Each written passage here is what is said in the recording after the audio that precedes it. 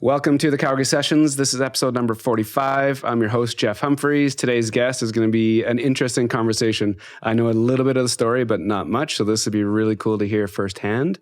So go ahead, introduce yourself, name, and what you're up to. Nancy Goemans, and I am the co-owner and founder of the Pie Junkie.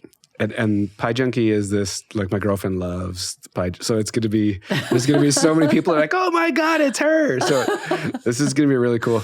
The gist of the show is I just like the guests to go back as far as they want to go. You know, go back to how you grew up, where you grew up, or when things started to click for you. And then we'll just take it from there and weave our path to Pie Junkie.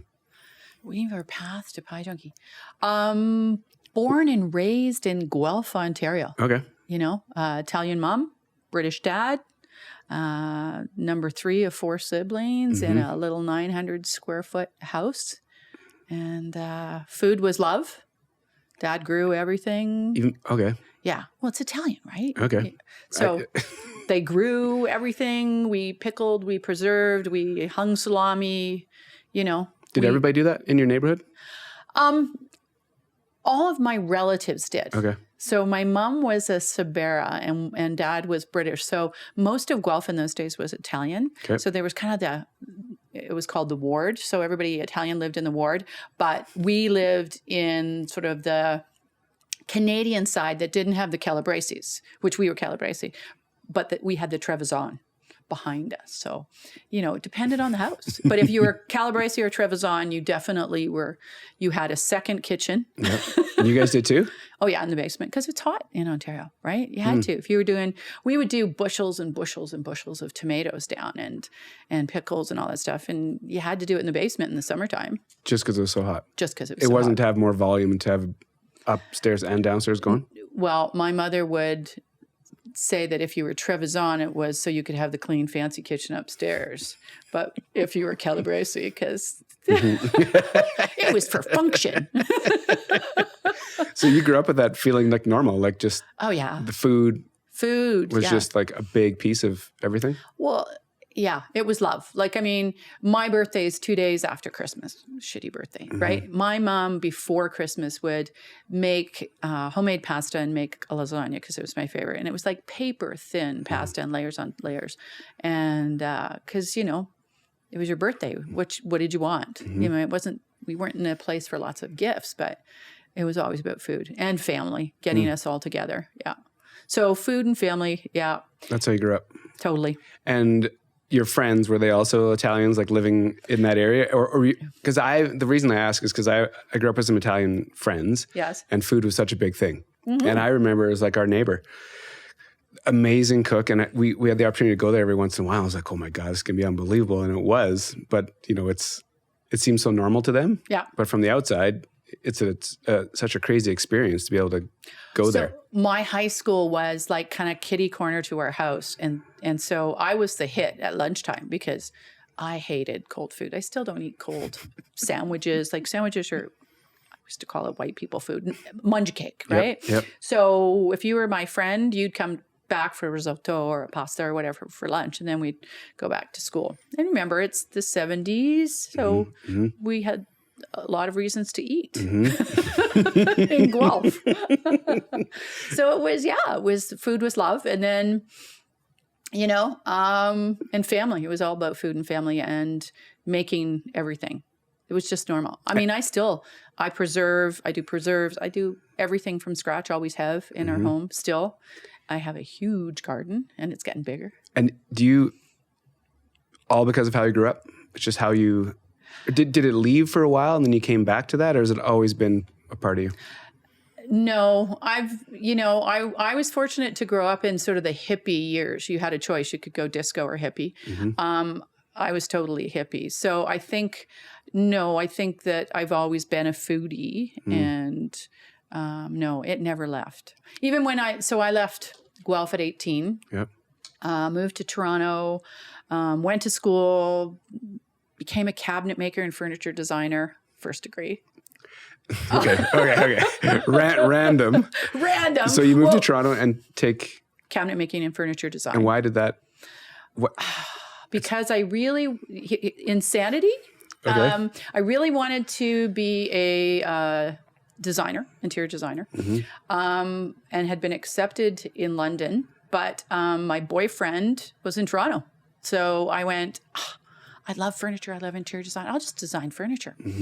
Yeah, I was stupid, Well, did you finish it? Of course. I was actually So Ontario's first female certified cabinet maker. No way. Yeah, hated it as a career, loved it as a hobby. So did you actually graduate and then start working at a... Graduated, came back to Guelph, couldn't get a job. They didn't have facilities for girls and cabinet shops and all that stuff. So I worked for, it used to be called Rockwood Canoes, and made canoes for a while. No way. And then... Did you like that? Yeah, except it was kind of cold because they didn't have heat in the shop and stuff like that. And then I worked for a company called FID Furniture, which I despised. And that was the end of that career. And then I went back to school and took marketing, advertising design in Toronto. And so I think I was back in Guelph for about a year. Yep. And then took it. And was school your thing? Like, do you like the idea of school? You like going somewhere and like, were those programs interesting? Do you like the process? Were you going after the degree, or like, was it necessary evil? So, born of an immigrant poor family, and my parents came from really sad childhoods during the Depression and all that sort of stuff. So they really, both my parents had to finish school at age 10 and go to work. Like that was a must. Yep. So they were just happy to see kids graduate high school, especially me, because I enjoyed life. I was also very dyslexic. And so to hear at the time that your child was dyslexic meant, those other three that are really smart are fine, but Nancy can't be a secretary or a nurse. Maybe she could be a hairdresser. Those were the options, right? Yep. So, I just did a post yesterday to my mom, who I adored, but certainly not at that age, and kind of went, I had the opportunity to prove my mom wrong. And the one thing I was really good at was design and art, and I loved it. So high school, I squeaked out of there and didn't want to ever look back and hated every minute of it. Could you be creative in high school? Or did you have an art class or anything that you could scratch that itch? I was totally creative. I built a think tank with my guidance counselor. I created T-shirts that said, I want to bite into life and let the juices run down my face, and sold them. So I was an entrepreneur early. And I started a whole picket thing around my art teacher who was heading the program, because we had two great teachers in the program, and the head was a ex-football coach, and he wasn't very good. Yep. So I was creative. You had something to say. I had lots to say. But once I hit school, it was the weirdest thing. It was like the world opened up. It was like, And I thought I was going to be an illustrator. And suddenly I went from being, the bottom of the class to the top of the class. And you're a born creative director. Who knew what a creative director was until you kind of got into it? Yep. And life kind of took off for me at that point. After the second degree. Yeah. I worked through school. I had Brinkman and Hammond Architecture hired me in Toronto, which was really spectacular. And, people like Mies van der Rohe were being thrown around, those kinds of names. So that was amazing. And then when I graduated, think pre-Mac. Think waxing down type and ordering type, and I'm ancient, and way different. Yeah, so different. We would cut rubies, and the technology then was the best artists in the world were the guys that would strip all of that together, the strippers in the print shops, and then bam, they were gone overnight. You knew right away when it all changed. Absolutely. I hated ordering type. I hated all that. And then, I heard about this Steve Jobs guy who had created this thing. And I was like, we can do our own type and done. Because at that point, if somebody made a type change, it was $75, which to make a type change, because you had to do the work. So yeah, absolutely. And when those Macs came out, yeah, That was it. that was it. But I lucked out because I went to work for a company called Van Tosh Designs, and I didn't like the design work they did. It was very retail. Were they doing like traditional print stuff? Yeah, like billboards retail or like, print. It was like all packaging. No, they did a lot of magazine stuff. So Okay. the blow-ins, the Yep. bind-ins, a lot of magazine ads. Mhm. It was all very much around that traditional print. Yep. But I loved in those days annual reports, corporate brochures. That's where you were using spectacular paper and embosses and foil and engraving. And I was all about high-end design. So the deal was with Catherine, if I could sell it, I could be the creative director on it. Sell to the internal stakeholders or to the client? To the client. Okay. So, donned me a short skirt and hit Bay Street. Went to work. Went to work, and 4 months later, Catherine Van Tosh, at the time. So you were literally like biz dev going selling people Yeah, this idea. yeah. Okay. I'm an amazing designer. Yeah. We can do this. Yeah. And, we, 4 months, literally 4 months after that opened up, Catherine came to me and said, "You've sold more in the last 4 months than I've sold in my best year. And you should have my business." And like, how old are you when this is happening? 25. So like 25. young. So Yeah. did it feel, were you surprised? You're like, I got this. I actually lost the feeling on the left side of my face, and it kind of freaked me out. Yeah. I was totally scared, out of my mind. Because Did you know you had that in you, that sales piece? 'Cause no. as a creative person, and then to match that with a sales piece is unique, right? Because Yeah. I'm not saying this. Some creatives have a tough time. The business side. Yep. I had always had the luxury of having, if I believe in it, then I can sell it. And I believe at that time that I could make the most beautiful annual reports and memorandums and green sheets, and Bay Street was booming, right? It was the time of limited partnerships and tax shelters. And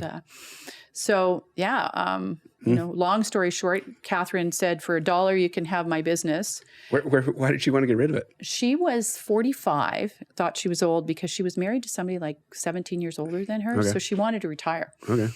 I just remember going to my dad and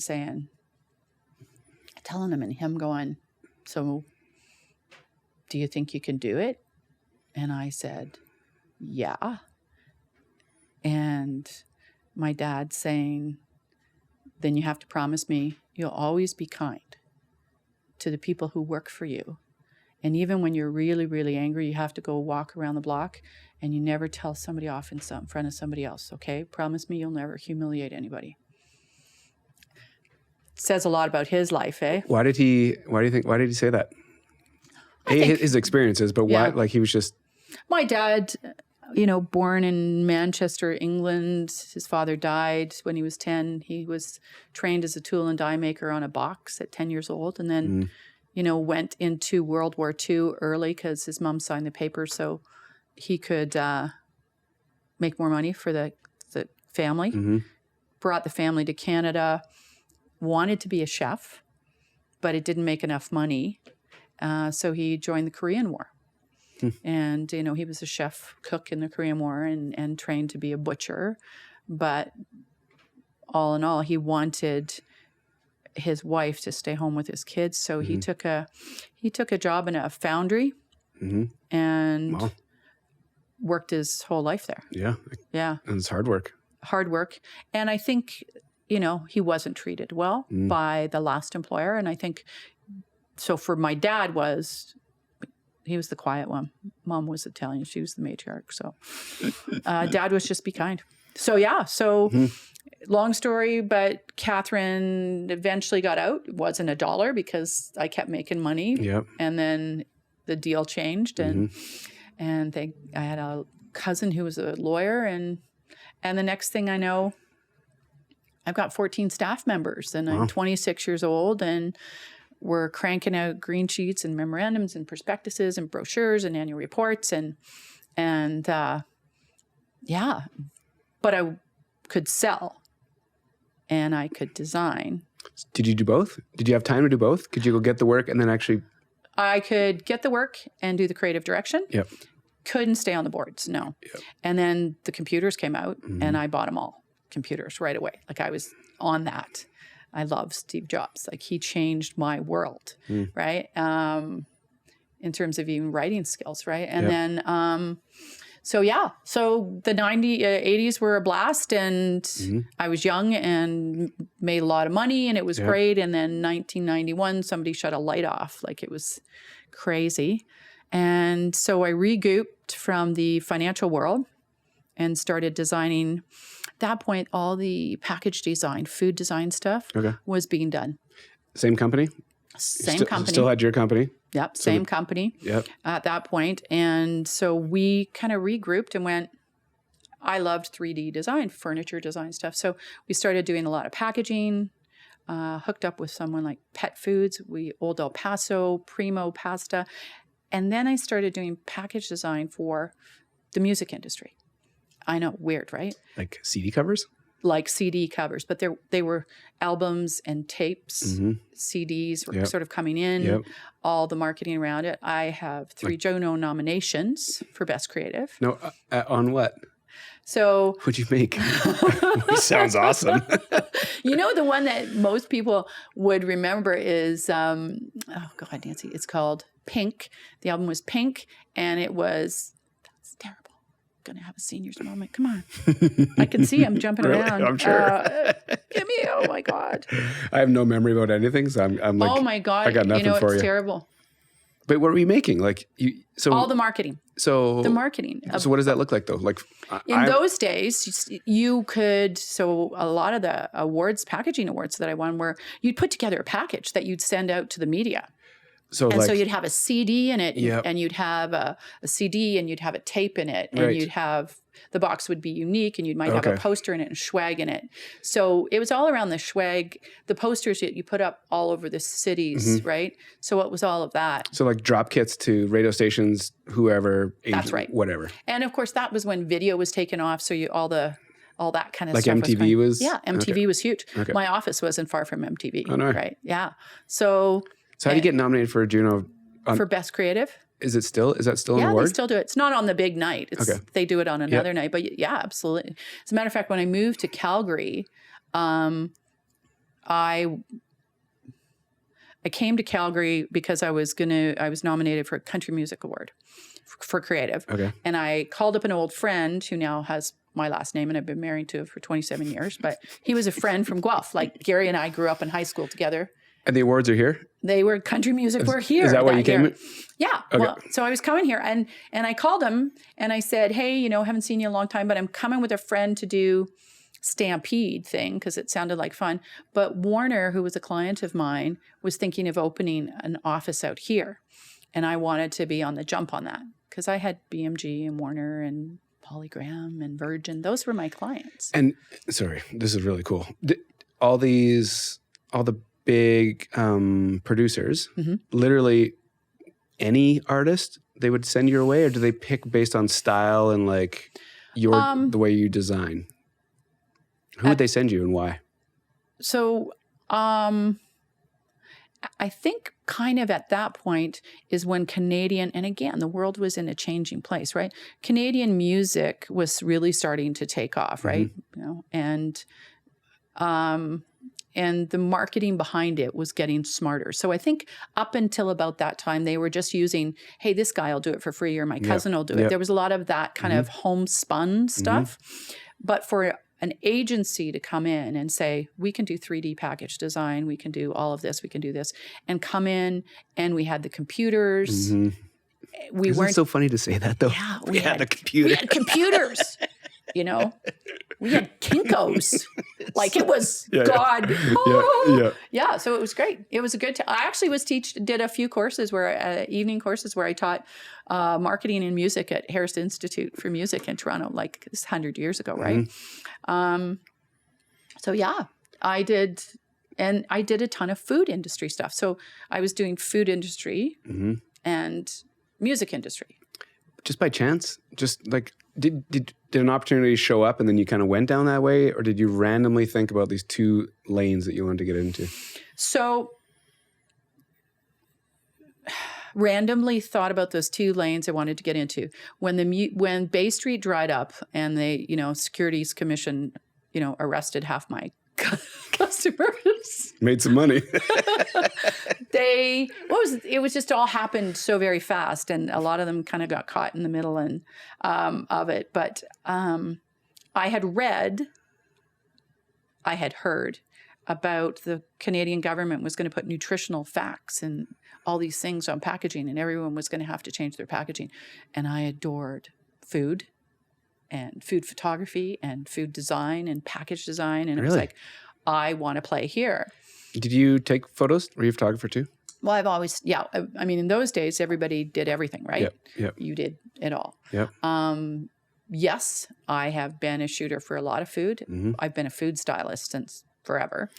Since the agency days. Yeah. Mm-hmm. But I was really lucky to work with some amazing food photographers in Toronto back in those days too, because that was an art form that was kind of coming up. And it was, we were the beginning of, no, we're not doing potatoes for ice cream. Like, we're using real food and we're doing real things. And it doesn't look like the perfectly manicured hamburger. Mm-hmm. It was, a little more Donna Hay, she was an up and coming food designer at the time. And I adored her. And cool.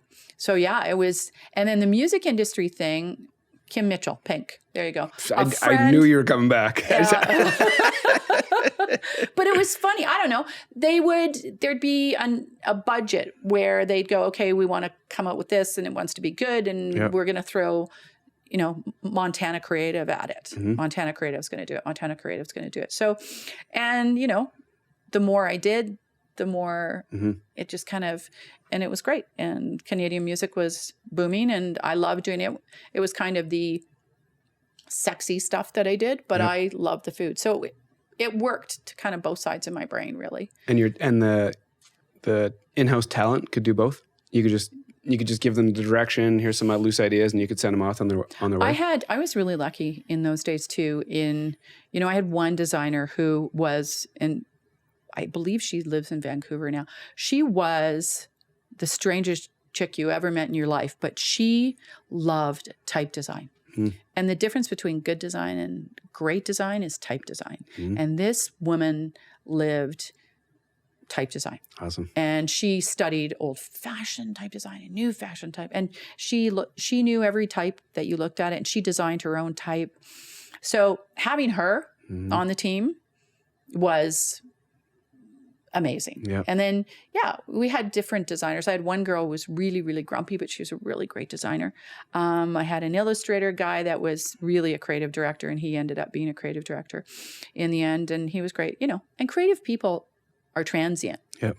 So they would come and go. Mm-hmm. But I think, you can, as a creative director, you put the right people on the right parts of every project, and you work as a team, and you get an amazing result. Win awards. And you win awards. Yeah. You win a lot of awards. And then, I came out here to play for Stampede, called my old buddy, Gary Goemans. Mm-hmm.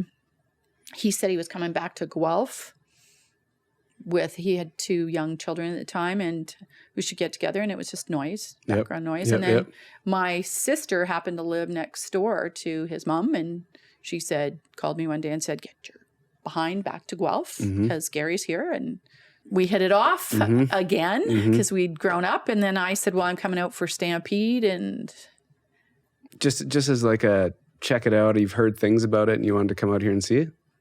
I looked good in a short skirt and cowboy boots. It was like the West was calling.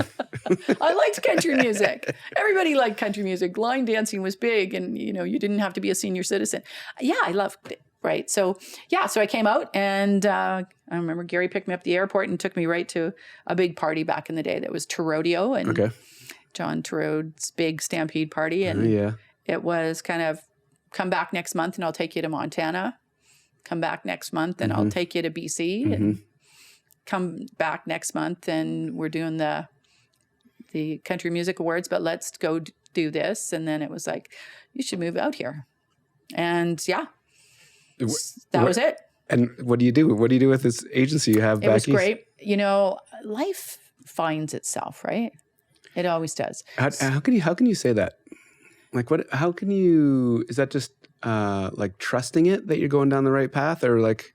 It's hindsight, and not being able, biting into life and letting the juices run down your face, right?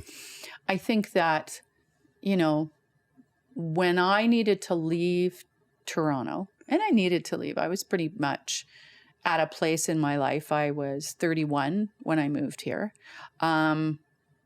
where I was I thought that I wanted to grow up and move to New York and run this amazing agency and do the most beautiful package design in the world.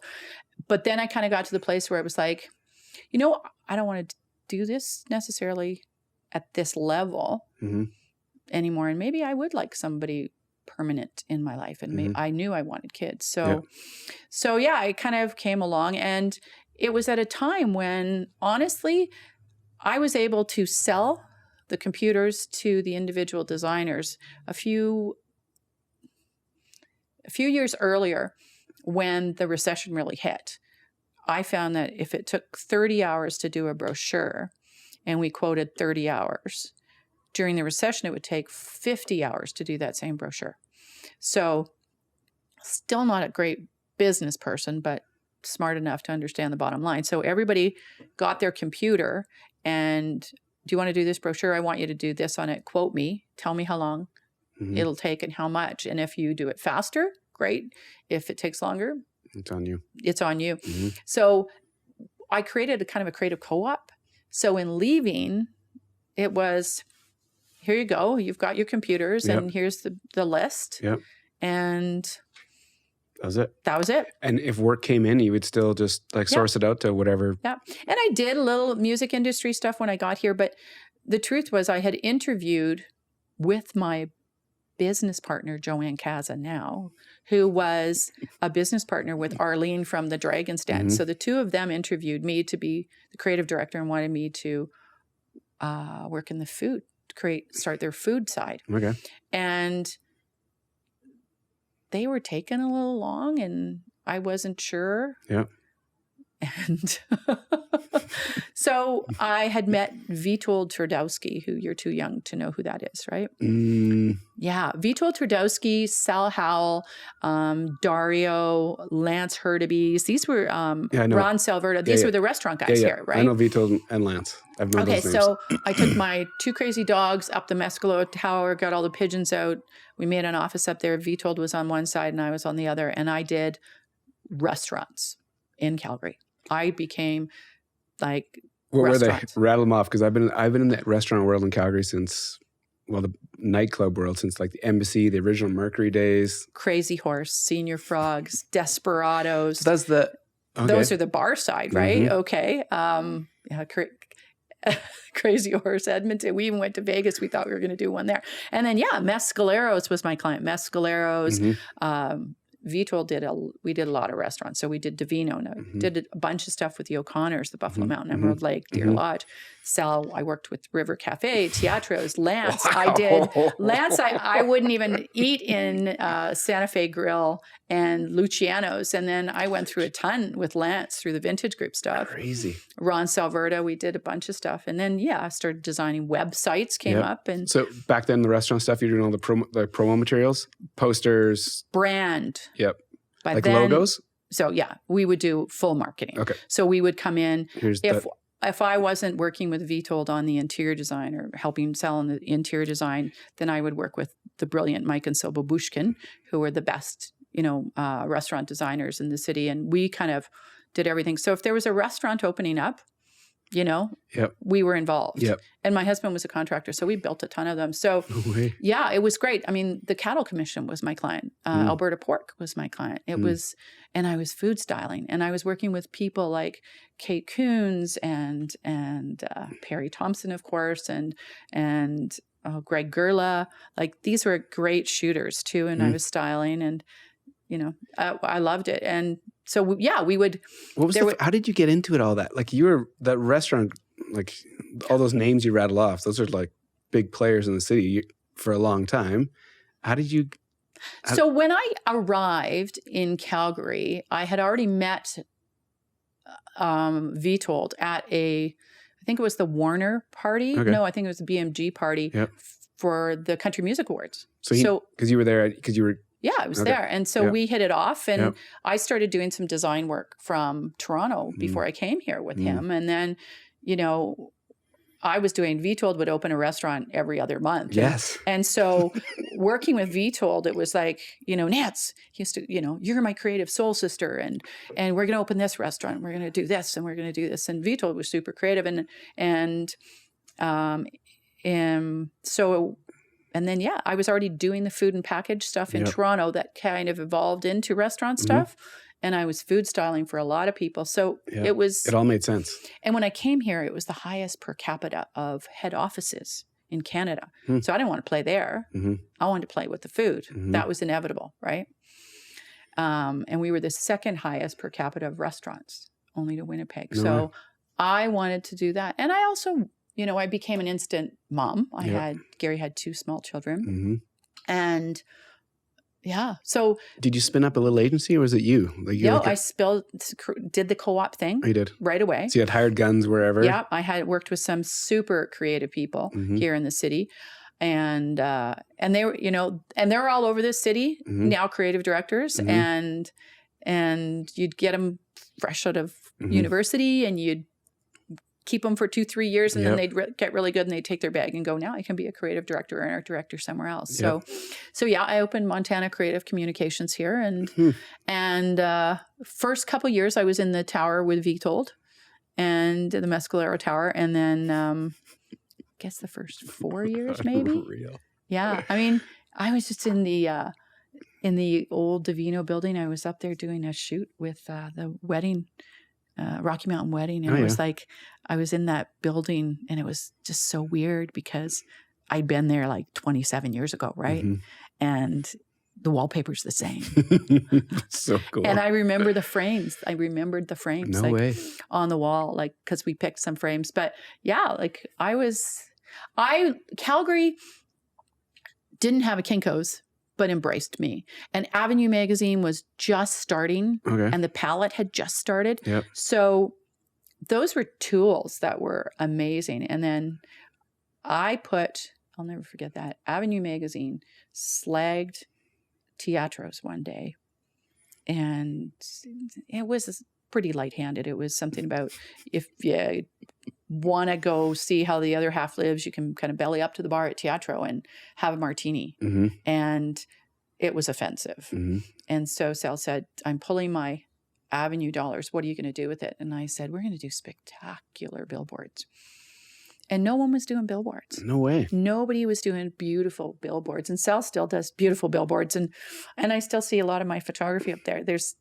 We did years ago. Marnie still shoots for Sal. Marnie was working with us back then. But, you know, there's a picture that Sal still uses every now and then. And I know that my son, who's 23 now, was in a carrying case beside me while we were shooting it. Crazy. Yeah, that's cool.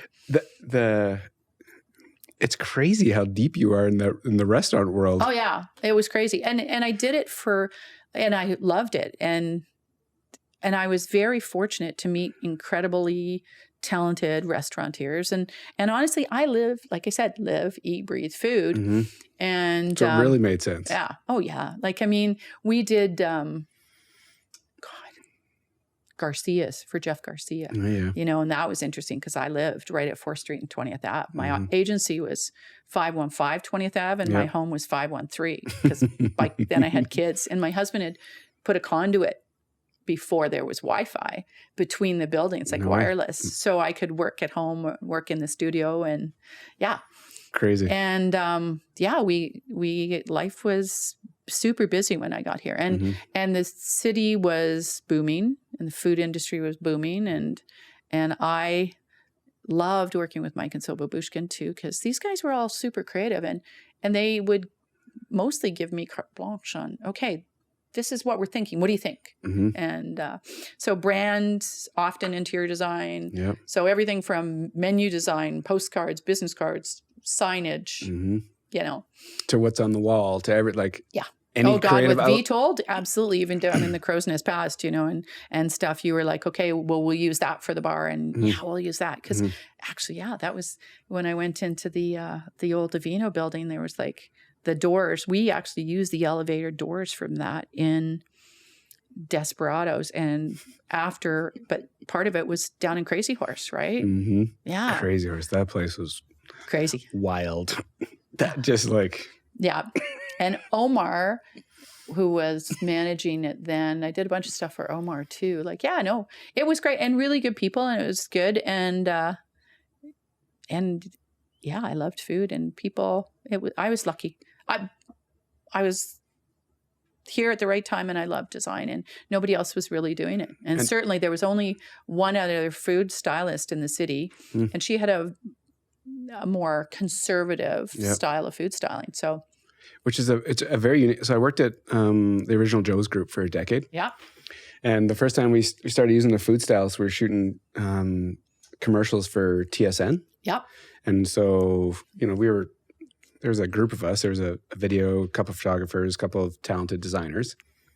So we were doing it ourselves for our little like social post. And then we're like, hey, we're going to do a commercial. We need a stylist. So that was the first time I ever came across. And that was probably 7 years ago. You've been doing it for like... I've been here 27 years and I was doing it longer. I know. No, I've been here. Yeah, I've been here 27 years. It's 28 this year. It's an interesting skill set. Yeah. And some people don't. Well, now it makes sense of what you're up to now. Now, like everything's like click, click, click. Yeah. Well, and it all worked out, and it was great, and life was good, and I had 3 little children, and my youngest daughter was born in 2006. And so my oldest is special needs, Taya, and then I have my oldest daughter is special needs. My son is my oldest, Jack, and then I have Taya and Lane. Is my second daughter, and then my youngest daughter, Danny. And so, I was able to go from the studio to home. So I was the person who could breastfeed and go back to the office with a latte in my hand. And I worked really hard at the balance, and sometimes it worked and sometimes it didn't. And then Danny was born. And you know how I say life makes its way?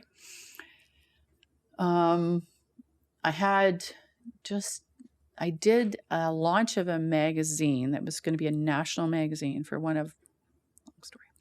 Gabrielle Miller was on the front cover. We shot it in Vancouver, and all this sort of stuff. So, and I had this great group that we were working with. Well, a couple of those people from that launch got other great gigs. So I was kind of scrambling, and it was coming into the summer, and I had this one wonderful woman that I really trusted and counted on. So she was going to let me take time off because like Jack was the paperweight on the counter 2 days after he was born, right? So I never really got time off. And I said, with this baby, I'd really like to take some time off. And the summer, like part-time, right? Yep. And right before my daughter was born, Bonnie Lee was her name. She's brilliant designer, wonderful person, came to me and said, I'm quitting the industry and I'm going to do real estate. And I was devastated.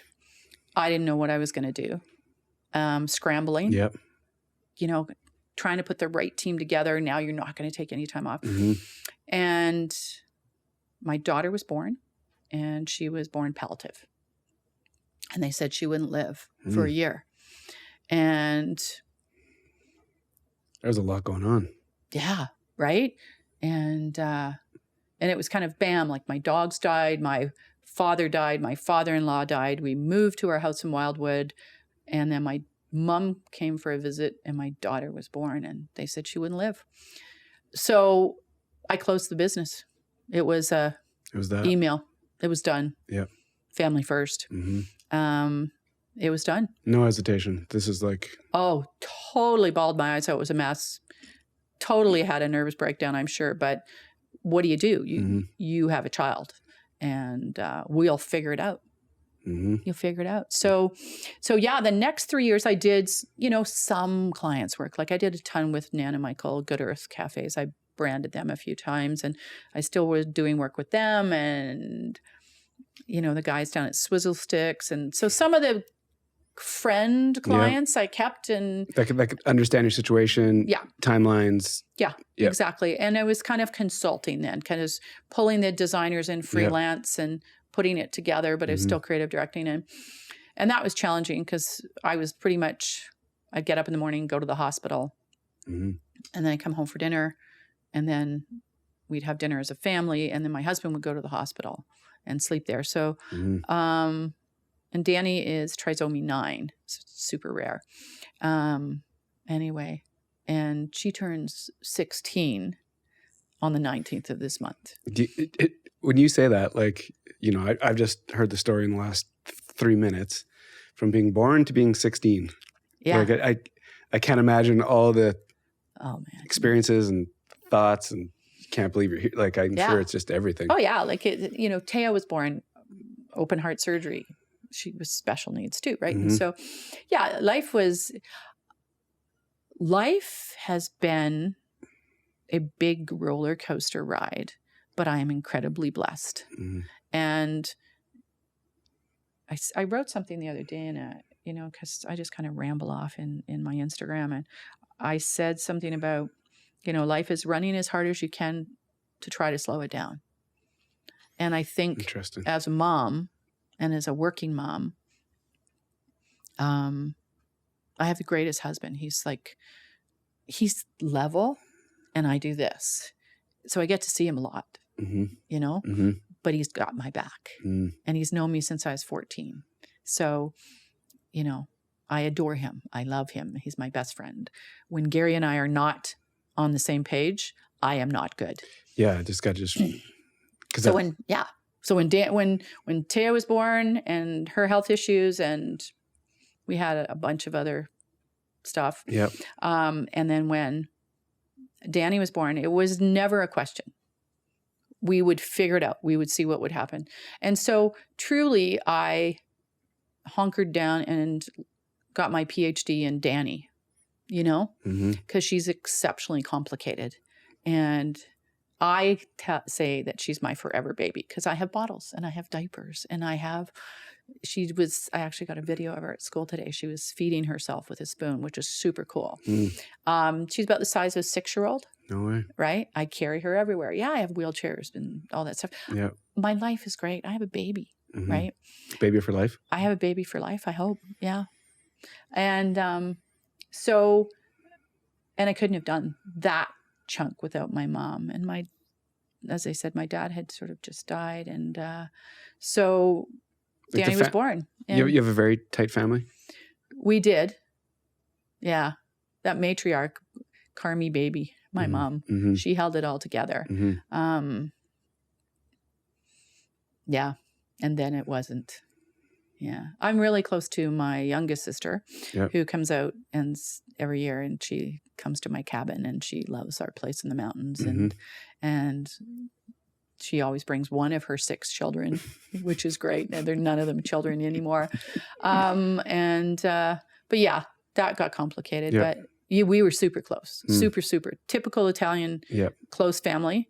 And then my mom died, and it wasn't. So, and I think, Danny was born, and I quit the food industry. I quit everything except for these few clients. And then, you know, times were tight, and Danny was kind of home more, and oxygen was off, and the NG feeding was gone, and things started falling off. And then my dear friend who used to own Swizzle Sticks called me, and he said, you need to go and be the creative director and marketing director of Alberta Ballet. They need somebody you could do it with your eyes closed in 2 days a week. And I was like, no, I can't. I'm done. Has been. And anyway, long story short, I went, did 2009, 2010 year. So I got to do the Joni Mitchell thing and the Elton John thing. And that was really cool. You enjoyed it? Like, it felt like... Oh, you know what? I had lost all my confidence. Just being out of the game? Yeah. Being out of the game, and you're feeling like, I'm out of the game. And then to go back there and to be given, you know, I was never great at paperwork, but you give me the budget and I'll make it happen. wasn't very political with some of the groups. I will say that I love Jean Gremetre. He's brilliant and I adored him. But I would tell you that the president at the time, really, I drove him crazy. But I'm exceeded budgets. Like, What's the problem here? it's the problem. What's the problem? But, you know. So that was you're just kind of, you tried it for a couple of years? Yeah, I did. I actually did a year, just over a year with them. And that, I got my feet wet again. It got my confidence back. You got your confidence, and you can figure out the family side, how you can manage Danny it all was together. doing. I was trying to, you know, and started consulting again. It was great. Started working on Azurridge Estate Hotel. Oh, yeah. Yeah. That was a place. Project. It's very fancy. I went through 2 GMs there. And it was a beautiful, fancy place. Never met the owners.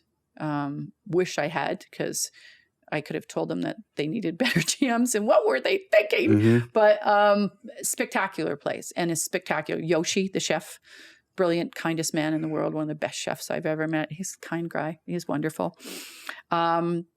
So it was getting a little weird, you know. I was doing food industry stuff, and I was doing, you know, do you ever see the lion at the zoo? That's the breakfast lion. Yep. That's me. I made that breakfast lion. Cool. You know, I was doing stuff like that. Yeah. But, you know, it was all word of mouth. All paying. Because you're just kind of like, you're not way out there. People are kind of coming to you if they know you, and then you say, maybe, whatever. Okay. I was doing stuff. Yeah. I was loving, you know, the Azurridge stuff, because it's high end, and I love high end, and I love this one, and I love design, and I love. It never changes. It keeps changing, right? Yep. So it's always amazing. But yeah, I was finding when I was working with, you know, 20-year-old social media people, and they knew more than me about, we can paint our faces and have flames parties out here at Azurridge, and me going, no, you can't. Anyway, and then my mom died. And it was like, my mom died. And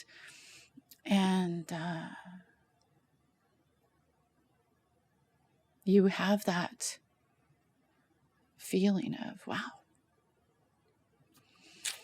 And do you just does the world just kind of bring it all back close to you? Yeah, like for me, Mom had a stroke during open heart surgery while I was at the ballet, actually right before I left the ballet. And, you know, I flew home and stuff. And they said she wouldn't live, and she did. She came out, but, you know, she was changed, but she was still my mom. But when she died, and then my family broke apart. And I think my daughter Taya said to me one day, she said, Mommy, who's going to make pie with me if Nana's in heaven? No way. And Mommy said, Mommy will make pie with you. And she said, we make butter tarts. And I said, yeah, I'll bake butter tarts. And she said, yeah, when I grow up, I want to be a pie maker. That's what I want to do when I grow up. And I was like, I always knew that as special needs, Taya would always be marginalized, and that she was brilliant and wonderful and the coolest person you'll ever meet. And she needed a place. She needed a place that was hers and that she belonged. And so I started thinking about opening a pie shop. How quick? Like when she that's says, my brain, right? It's, but like, you connected everything. You're like, this makes sense. There's only Simple Simon pies. Nothing against the owner, but it's not a great product. And you know, I got a dad who made steak and kidney and Guinness pie. I got steak and mushroom. We made sausage rolls, and my mom made these incredible fruit pies. And you couldn't wait till the rhubarb came up in the spring, because she made the tartest rhubarb pie ever, right? And we made pie. And and over all these years with the family, were you actually baking at home? Like for your daughter, say butter tarts. Is that because grandma made? Yeah, or because my mom would come and make the pasta. My mom would come. Okay. You know, I made a lot of stuff, but I actually posted a picture of my mom on Instagram yesterday, making pie. And I remember the argument. She was a piece of work, my mom. She's like, I'll get up early and I'll make the pie. And I'm like, no, I want you to make the pie with the kids. It's about the interaction. And she's like, yeah, but it'll take me forever to do it with the kids. But yeah, so Taya wanted to own a pie shop. And as if any client would come to me, and lots did, I got this idea. What do you see? What do you think? I did my research. I started thinking about it, and nobody was making pie. Nobody was making real pie. What year was this? So I opened in what did I open? I opened in 2015. So this is 2014. Okay. Mom died 13. So 13, 14, I'm thinking about this, and it's kind of in the back of my head. My dear friend Perry Thompson from Perry Thompson Photography, brilliant guy. He a few months later says, we should open a pie shop in the city. We were food styling. And he says, this city needs a pie shop. Randomly, okay. Been in Vancouver. Okay. And I think I had said something about pie hole, because my, shut your pie hole, Nancy, shut your pie hole. It's a British saying. I was a chatty Cathy. So, it just came random. And then I just kept thinking about it. And then. Like when you're thinking about this idea, is it, are you like spending days, or is it just like in your head, you think about it and then you move on, and like it just kind of comes in and out? As a creative person, I'd love to just understand how you stewed on this for a year or whatever it was. So my daughter, Danny, sleeps with my husband and I because she needs to have her airway adjusted constantly when she's asleep to continue to breathe. And so she's always slept in the same room with us since she was born. She still does because she's on a saturation monitor and oxygen at sleep and all this stuff. And and Danny's had spine surgery recently, with spine rods, and she's had a broken femur. And so I'm awake a lot. Okay. And so I am always researching. I adore research. And so, you're looking at pie shops in the States, and you're looking at pie shops in Australia and Britain. And because Britain and Australia and South Africa, pie is savory. Sweet pie isn't a thing, right? But in America and Canada, it's sweet pie. I was fortunate to have both. But then, what's the history of pie? Why was pie? Your brain goes, I don't know about pie. Well, pie was invented it was a unit, an airtight unit to put stews into it to keep them on the ships when you were traveling, where you could have food that didn't go rancid quickly because it was airtight. And so when they would crack these pies, top crust, the expression is top crust, they would use the top crust that was tasty to dunk into these stews that they were allowed to keep longer. So pie was a housing unit. And then the Italians got it, and then the French got it, and everybody has pie. Like every culture, even Asian culture has pies. So then, I started thinking about pie. But when your buddy there said to me, do you know the Pie song? Like, we were pie, I love pie. That movie, Michael, we weren't cake people. So it was sort of already there. We already sang the Pie song. And so it was kind of, pie's beautiful, pretty as pie, and all this sort of stuff. So it was in and out, I, when I get my teeth on something, it's kind of, ADHD, I guess. It just goes. So as long as you're interested, though? As long as I'm interested. Because if you're not interested, it's pretty hard to keep. Yeah. I have to be very disciplined. Like when my partner wants me to look at the books. Oh yeah. Just show me the bottom line. Do I really have to go through this other details? Stuff? Like these, I trust you. Bottom line. Oh, you're right. But so you look at it for a year? How long are you like? I'm looking at it. Pinterest was a big thing. I had started a bunch. So I'm creating a pin page. So I've created a pin page, and I've got a pin page for food, and I've got a pin page for coffee shops and pie shops, and start creating these pin pages because I have nowhere else to put it. Yep. So thank God for Pinterest back in those days, right? And so I just started creating these pin pages, and then a client of mine who was a friend, I had dear friends, Javelle Schuster and Torin, and they had been friends of ours. They started as my client and did Devour Catering. And I branded them, and Javel's brilliant, and Torin, her husband, brilliant chef too, but Torin was more ADHD than me. So then he did Holy Smoke, so I did the branding and all the stuff for Holy Smoke and that kind of stuff. Man, and you've done it. I know I did it all. It's terrible. And then Torin and Javel had divorced, and then I don't know. Torin reached out to me one day, and I came over, and we hadn't seen him in a long time, and I just rambled off this idea that nobody's making pie, nobody's making real pie, like real pie with real crust, not these things they plop into a pan and press, and it's not pastry at all. And there's Co-op isn't a pie, and Safeway isn't a pie, and lemon meringue pie. Meringue is made with raw egg white, right, and sugar, and even though you on a French or Italian you bring it up to a temperature, it starts to break down very quickly unless you fill it full of chemicals. How do the grocery stores sit it out there for days without refrigeration? Like, oh my God, this is gross. Now you have to remember, and I guess I skipped that, is Danny is here because I make every single thing she eats. And we started with seizures. We started with hemp seed and everything. We started with hemp milk. Myelination needs to be covered. What can we do? We need to get omegas, and we need to do this. And the same with Taya's heart. And my son's ADHD and my daughter's ADHD. So food is medicine, right? Yep.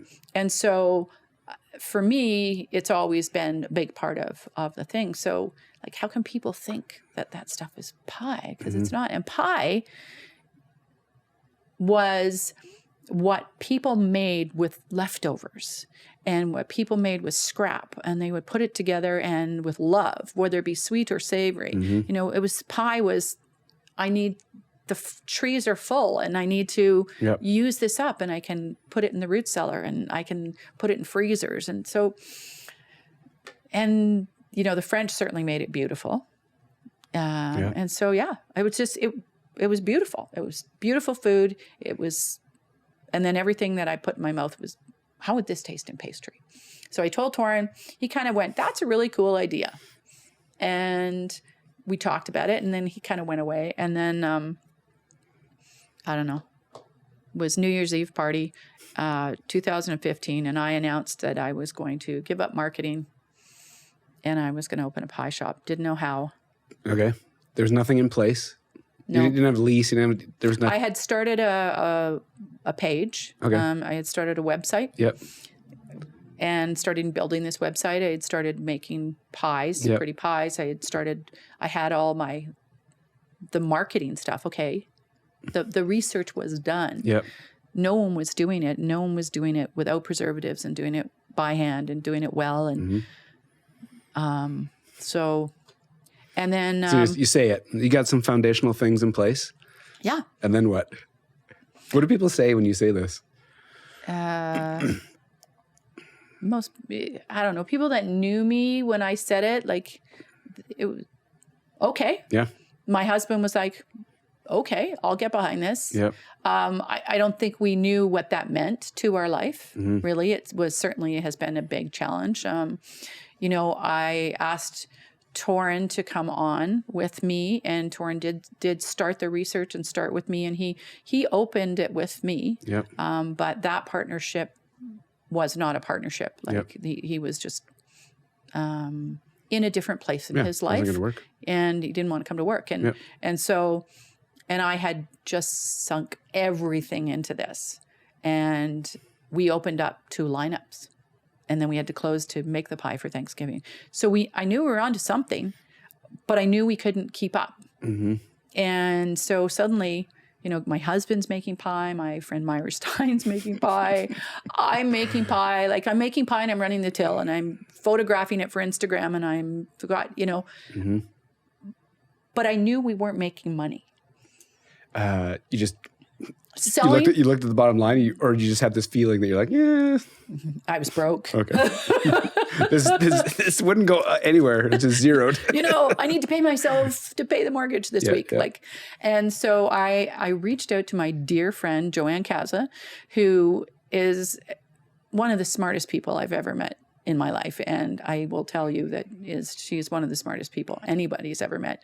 And Joanne had worked in the agency world, as I'd mentioned earlier on, and then had moved quite quickly into the oil and gas world and had been the vice president of Enterplus.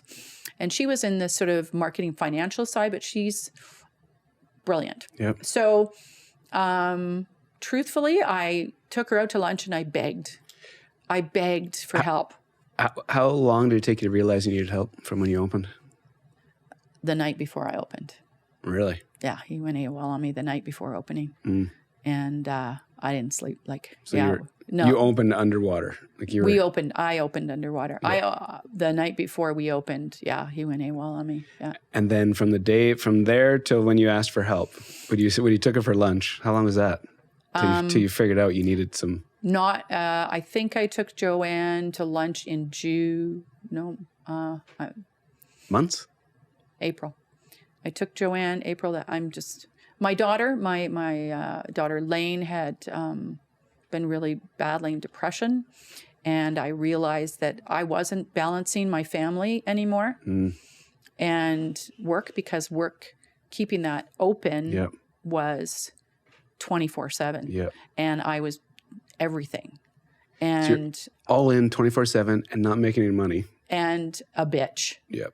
And not happy. Just wasn't working. Nothing was working. But I was all in. I had put everything into this.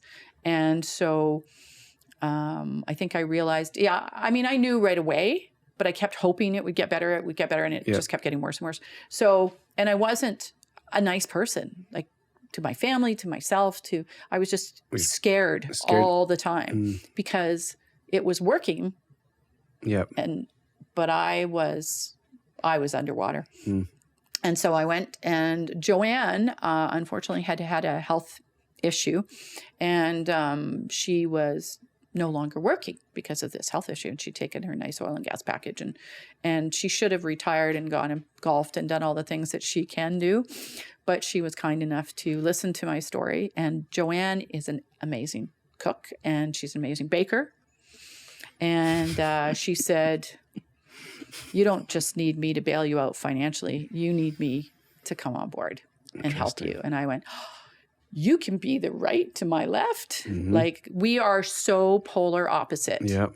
How we have made our friendship work for 27 years, which we met through the music industry because her brother-in-law was my client at Warner Music in Toronto. Yeah, exactly, right? Like, we met at a Warner party. So I know, right? Yeah. And so Joanne, he told me when I was coming to Calgary, you got to meet my sister-in-law. She's a big dog. She's not afraid to get off the porch. Didn't call her up. And then we meet at the Country Music Awards. He comes in with her, and I'm like, we partied together at Rodeo, but we didn't know that we'd met. So it was sort of, so it was fun. And then, that was the when she decided, she's like, she said she'd come on, and thank God. And so she worked. Joanne's got real legal experience as well, and I think her background included legal. So Joanne worked very quickly to exit Torrent out of the business. Yep. And then we two took over. And I would say this great pie shop that was this wonderful place where the seniors could come and have tea out of teapots, and they would spend 5 hours having a little mini pie that was super pretty and a cup of tea, and they'd leave. And they loved us, and we were so busy. Joanne went, yeah, but you're not making any money, you idiot. And we need to do this and this, and it's a business of... She could see it right away? Well, it's so much handwork. Oh, I can't... It's all handwork. It's all labor. So it's all labor. Yep. And then you're putting butter in it. Yep. And it's a ton of butter. So I can't buy butter as cheap as you can buy at the grocery store. Yep. At the quantities we buy, we have the dairy board sets our price. Yep. And so we don't get it as a loss leader. So yeah, it's huge, and it's a numbers game. Like, the margin is exceptionally small. So you need somebody who's going, oh, our flour price just went up 3 times in the last year. Ukraine is the big producer of flour, as is Russia, as is Canada. Russian flour isn't coming in.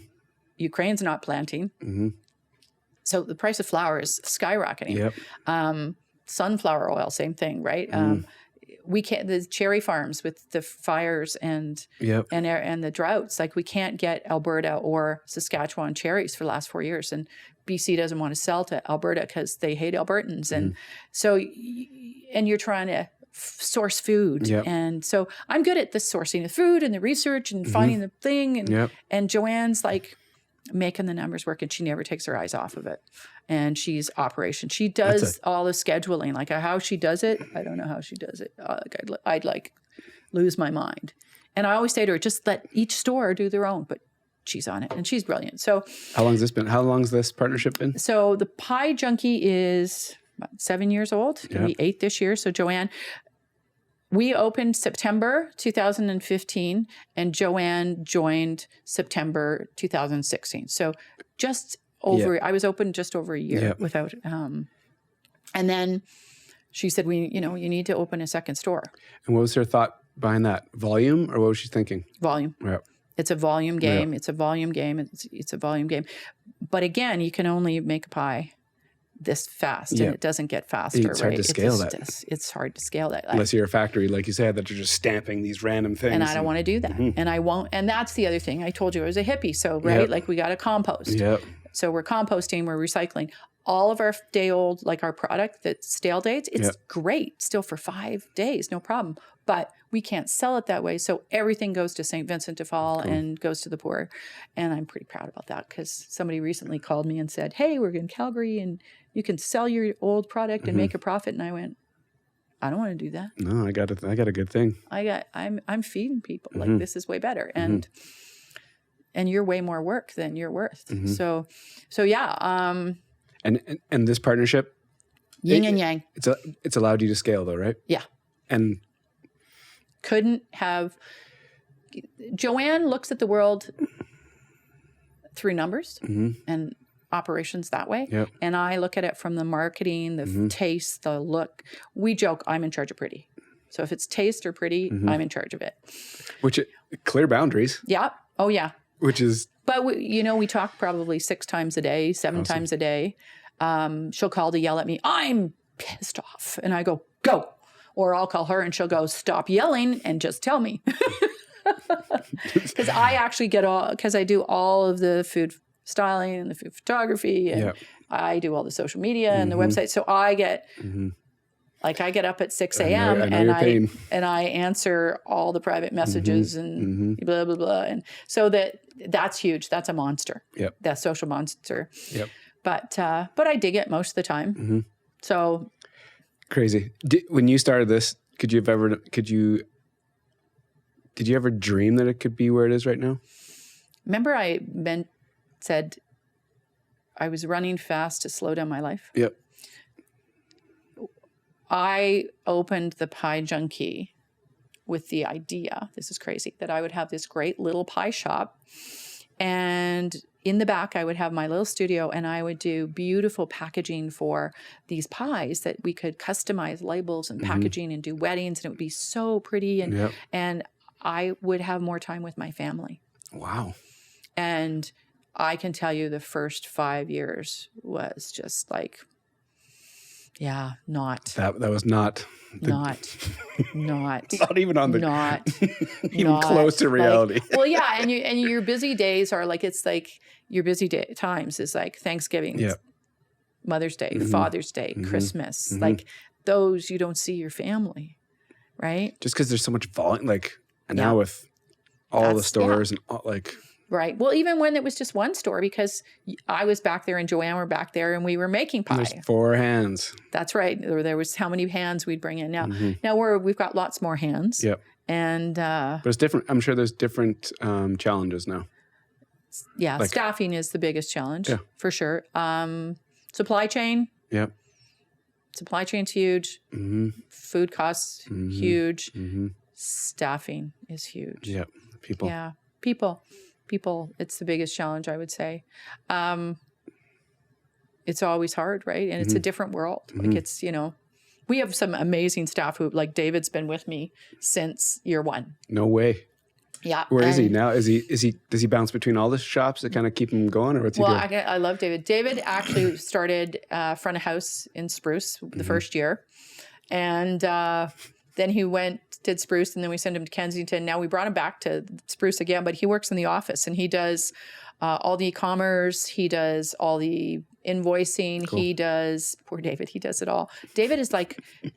Thanks, David. David does it all. He's amazing. And so he's also our food and safety guy. So we've sent him, and he's done all our food and safety. So he does food and safety every Wednesday with every store, and he's on top of everything. Awesome. And no, he's great. And he knows the business. Justin was with us until a couple of months ago.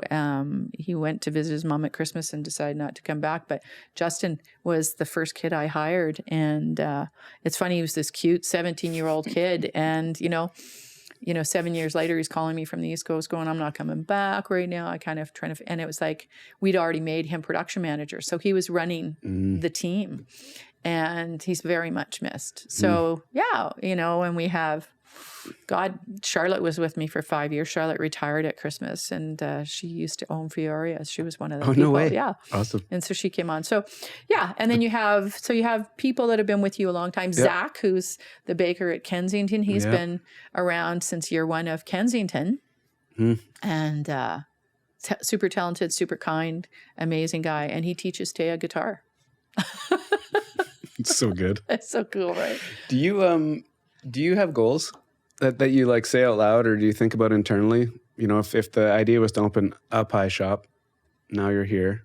Do you set goals in your head, like 5-10 years, or do you let things just kind of? Oh no, I'm totally a goal setter. So you have ideas of where this is going to go. I'm a total goal setter. Cool. Yeah, I have to have there. Yep. It's sort of that. The chase. I don't know. Especially when you're younger, you have that big gold ball in the sky, and you're marching towards that gold ball, right? And whatever that is, and then you're kind of like, life does this, and that. But if you have that, it helps. There have been times in my life, and certainly in the first 5 years of the Pie Junkie, and when Danny was born, that I couldn't see that gold ball, and then I'm lost. I think we all are, right? I think as long as you're learning, you're never going to grow old. And so, I have goals. I have, you want this thing to grow. I want it to grow. It's going to continue to grow in a format that makes sense to you. That's ethically correct. Yeah. So it's got to be for me. I always say, if somebody wants to franchise this, it's not going to be me. Yeah. Because that changes everything. Totally. And I've worked with enough restaurateurs to know that when we went from being this size to this size to this size to this size, what you've sourced your food out to Edmonton, and there's bags coming in now, and it's like that which was that is now this, and 3 times the price. I know that food and labor, people don't get how much it costs, but I don't want to do that. So I don't want to give up butter. It doesn't make sense to use butter or to be handmade, but I don't want to give it up. Yep. So, and I want to, and I say I think Joanne is very much the same. I really want to see, I'd love to have one in Edmonton, but I would only have one in Edmonton if I had a business partner in Edmonton that got it. Yeah. And that we could say, okay, we'll do this for you, and we'll teach you this, and let's do it. Because if we're going to do it, let's do it right. Yeah, totally. There's only one way to do it. There's only one way to do it. Yeah. It really is. Yeah. And, and people get on me because we were raised in lard pie land, right? And that's a crumbly crust. And so people my age will come in and say, oh, the crust is really hard. And it's like, well, butter crust is flaky, so it's more of a snap. Or I'm getting really hungry, by the way. I'm dying. I can't believe I didn't bring you pie. It was just, Danny wasn't well today. I had to do some doctor stuff. I'm so sorry. I'm just like, it was the balance act today. As soon as you start, I'm just like, oh God. Yeah, it is. So the butter, is flaky. So it's a snap. It's a flake and a crisper pastry, and but I want to do it. I want to do it right, and I want to see where it can go for sure. See, there's something I like that the way you've said it though. There's like that shiny ball that you're kind of moving in that direction, it's not like a firm plan, but there's something out there that you can see that you're working towards, which helps. Absolutely. And I'd love to think that, you know, we could, or maybe me, could have the gardens that, you know, I'm growing a lot of the flowers in the summer, right? That we decorate the pies with. And and I know that they're pesticide and herbicide free and they're in organic composts. And I know that, you know, my pie rings can be broken up and put into your composts because they're, you know, and I'd love to think that, you know, we'll start growing all of our own herbs and at least for part of the season and sort of stuff. So you know, I'd love to have a garden on top of the spruce store, but I don't think it'll hold. My husband told me it wouldn't. You just got to buy all of it. Spread it all out. Yeah, well, I'm in the pie business. Right. I know it's super cool. Your story's unbelievable. It's kind of crazy. Yeah, it's unbelievable. It's you know, just dive in and, you know, pull the seed out of your teeth when you hit bottom and keep going. It's super interesting. I know you're super busy, so I need to be cognizant of your time. So the way I end the show is I ask one question. And the question is, when I say Calgary, where does your head go? You told me that you were going to ask that question. And it's a tricky one. It was terrible because I have to tell you, if I'm being honest, my head went to the Children's Hospital. Is that weird? Nope. No. For me, Calgary I had this wonderful experience, and Calgary has been so good to me, and I've met such talented and wonderful people and all of this. But there was a point 19 years ago that we purchased a crazy piece of property that's like this in BC, and I wanted to homestead. And I know, right? Well, I can. You probably have the garden all like laid out already, and well, I do, but it's tiered like Italy, and old people have jacked because we have to wheelbarrow everything to it. And my Mother's Day present was 2 tons of compost, and that's what I asked for. So let's be clear. And my kids all gave me an hour in the garden. So awesome. But it's not weird. The Children's Hospital is not weird. And this was going to happen. Ted had her heart surgery and she was stable health-wise, and that was going to be kind of our life. And I was going to recreate myself there. And then Danny was born, and we had to stay in Calgary. And yeah, our life kind of revolved around the Children's Hospital, and thank God for the Children's Hospital in Alberta and the Stollery as well, and the Children's. And so, yeah, I can't tell you how lucky we are to have a place like that. And recently my daughter turned, last year had turned 18, and I needed to take her to the hospital. And I realized I had to take her to the foothills, right? And what a terrible, awful, gross experience. It was terrible. And